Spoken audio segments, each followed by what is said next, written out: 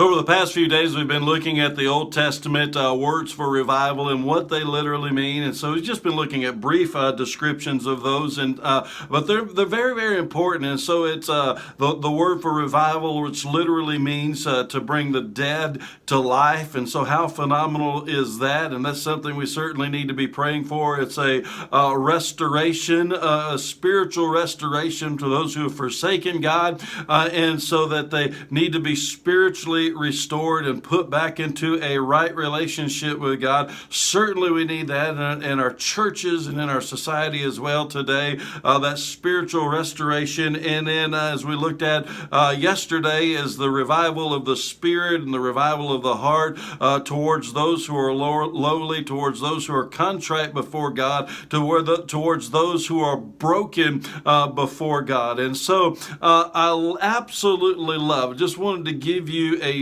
quote from an evangelist by the name of Robert Coleman. And so he gives this quote out of his book. It's probably my favorite quote when it comes to revival and what revival is. It's out of his book, Dry Bones Can Live. He mentions that the word revival is mentioned over 250 times within the Old Testament. And so as we see that, there's a continual call to revival within the Old Testament, mentioned over 250 times.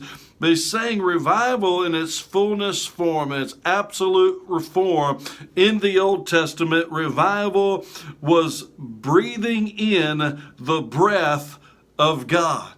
How phenomenal is that? How awesome is that? Revival was breathing in the breath of God. God, allow me to forsake my breath. God, allow me to forsake everything of me and breathe in your breath. Now, quite literally, the Spirit of God, the breath of God is the life of God. And we find that both in the Old Testament and in the New Testament. God gave life. He literally breathed in life to those individuals. And so if we want to have true spiritual life, we need to breathe in the breath of God.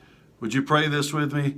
God, allow me to forsake everything of mine, my own breath even, and allow me to breathe in your breath. Allow me to have your breath of life within my spirit, within my soul.